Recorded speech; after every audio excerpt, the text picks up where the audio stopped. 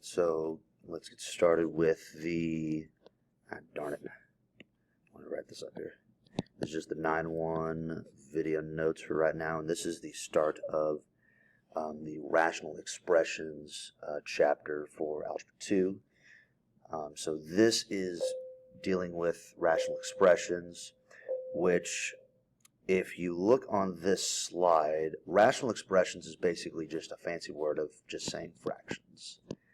Alright, it's big, giant fractions. And this entire chapter is basically learning how to deal with basically these fraction equations. Because a lot of times, you know, some of the stuff, it's like stuff we've seen before, like this 7x and 21, and like this 18x and the 12x. But then we have, like, say, equations on top of each other, like the 4x, or expressions, 4x squared minus 100 and 4x squared minus 20. So the whole idea here in that last slide was kind of the steps that we could take to simplify these. If you want to, you know, pause that slide, write any of this down. I'd say that's a good idea. But generally, the idea is, you know, we're looking for addition. We're looking for any addition and subtraction in the fraction here. And in this fraction and in this fraction, there are no plus or minus signs. Alright, so I don't see any addition and subtraction in here. So if I don't see any addition and subtraction, well, we're just going to simplify this like a regular old fraction. So 7x, 7 over 21, well, again, as we simplified before, divide all those by 7. X equals 3, and I can't do anything with the x because it's only on the top there. That's all I have. See, this one, now I have an x squared on the top and an x on the bottom. Now I can do something with those x's.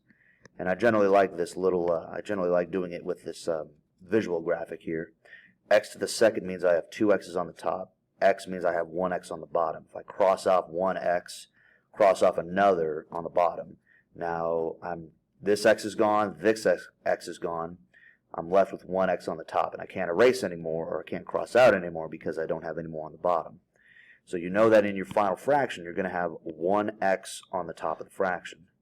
Well, and then the 18 over 12, well, just as we did with these, we've got to find a number that divides 18 and 12. To me, that is 6. And if you do that, 18 divided by 6 is 3. 12 divided by 6 is 2. That's what you have right there. Okay, now, as I said before, you want to look for addition and subtraction within your problems, all right? So in this problem, we already had, say, this x minus 7. Now, this is already in parentheses, all right? If there's any addition or subtraction that you see, you put it in parentheses, all right? Or if it's already in parentheses, that's actually probably better. Now, the thing that we're going to look to do is we're going to look to factor this x minus 7. So if it factors, then I could go a little bit further. But it doesn't factor, so I can't really do anything with it. And the only other thing I could do with this x minus 7 is cancel it out with another x minus 7 on the bottom. But if I look on the bottom of this fraction, there is no x minus 7. So that is going to stay the exact same. That is not going to change at all. And it is going to stay x minus 7. So I know in my final answer I am going to have an x minus 7 on the top of this fraction, because those parentheses do not change unless if I can factor or cross it out, but I can do neither of those. So now the outside numbers, or the outside letters, x squared next to the third, well, that's kind of the process that we did over here. So that's 2 x's on the top, x to the third, that's 3 x's on the bottom.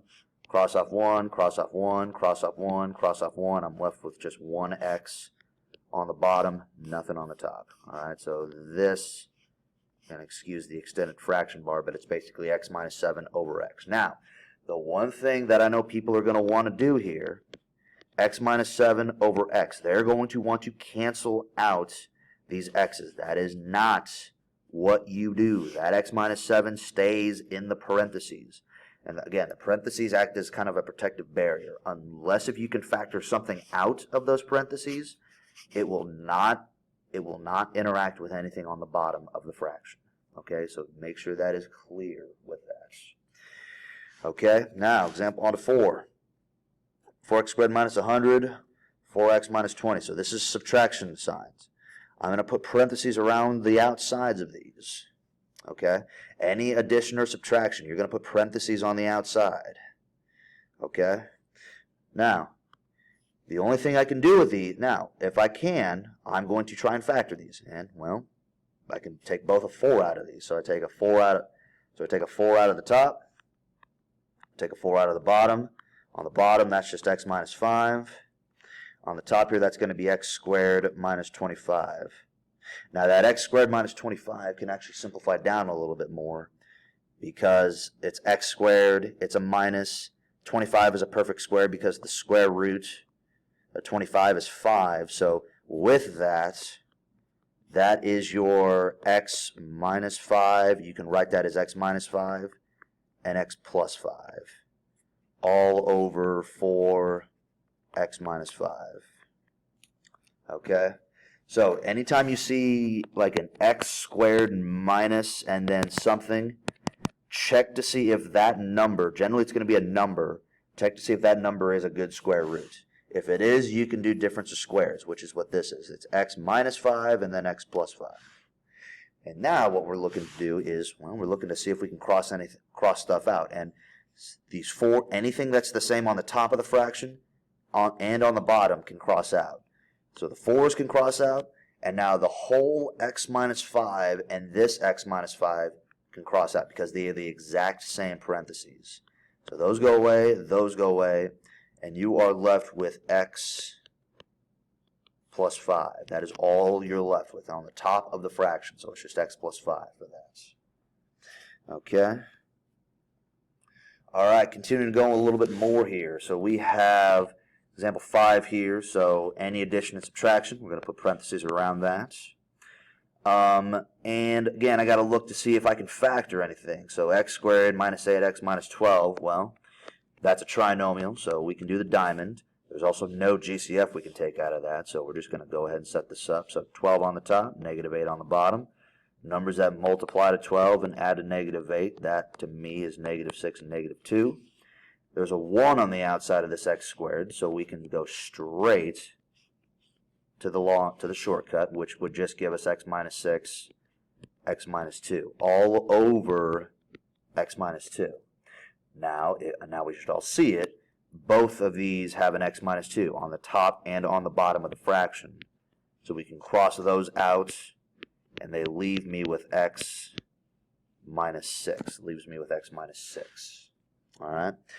Let's go to this one, example 3. Well, let's see, factoring this. Well, both of these I can take an x out, GCF, x squared minus x minus 12 over x minus 9.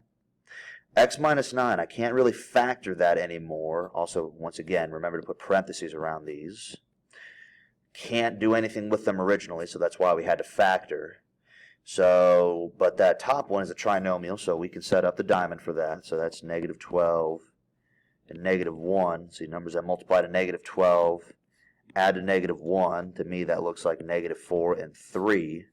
Shortcut, because I got the 1 on the outside. So on the top of the fraction, you have an x with two parentheses, x minus 4 and x plus 3. All over, and that bottom of the fraction didn't change at all, so that's the x minus 9. Now from there, really, what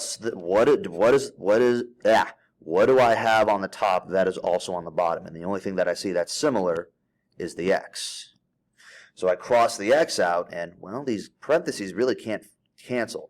X minus 4 won't cancel with x minus 9, and x plus 3 won't cancel with x minus 9. And don't cross out the x's. Do not cross out the x's. Okay?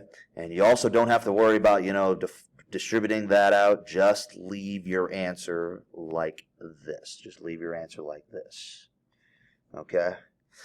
I'm going to skip example 7 and go to example 8 right now. So example 8, okay, so again, I have addition and subtraction. We're putting parentheses around this.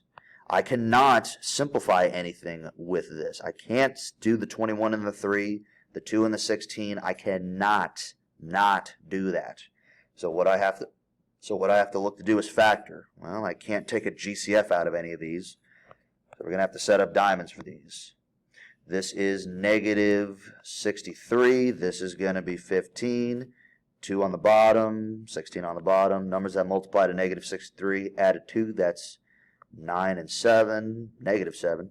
And then this will give me just 15 and 1, because 15 times 1 is 15, 16 plus 1 is that.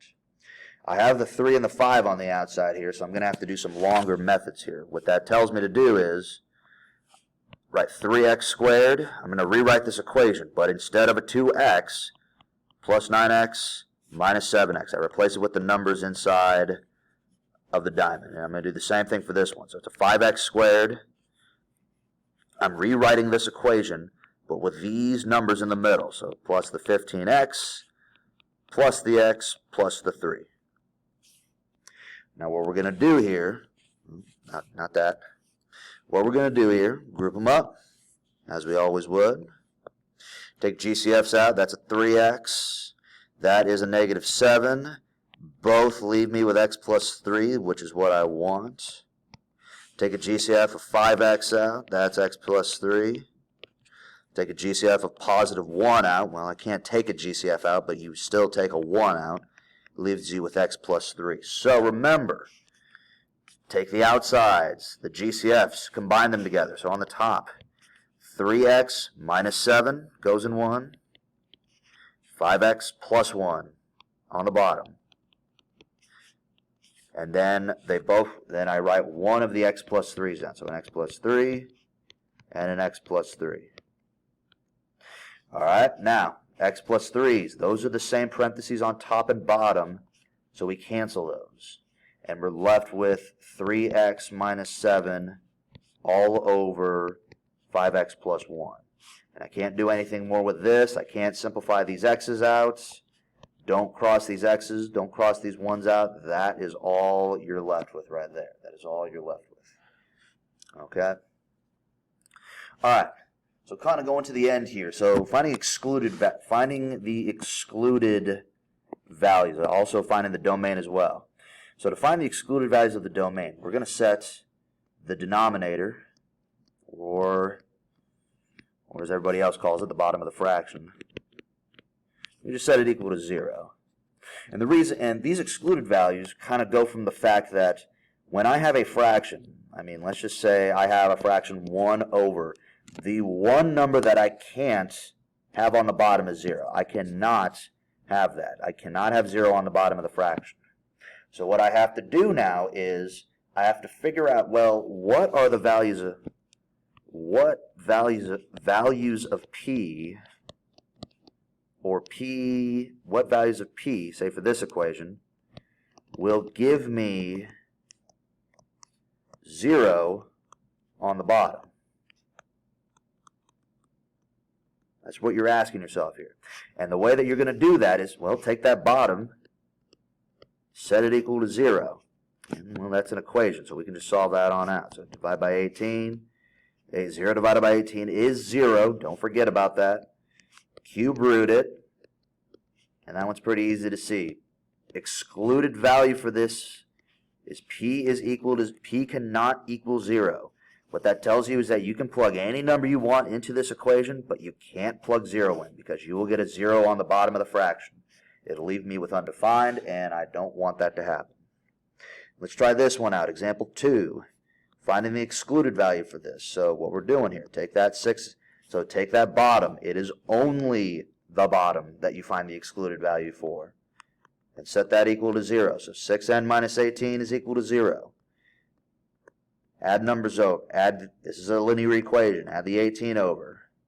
Divide by 6. N cannot equal 3, because if I plug 3 into this equation, I will have a 0 on the bottom, and I can't have that. All right? So for the excluded values, all you are doing is setting that bottom part equal to 0 and solving it out. All right? Now, let's see if there's another one over here. No, these are pretty long.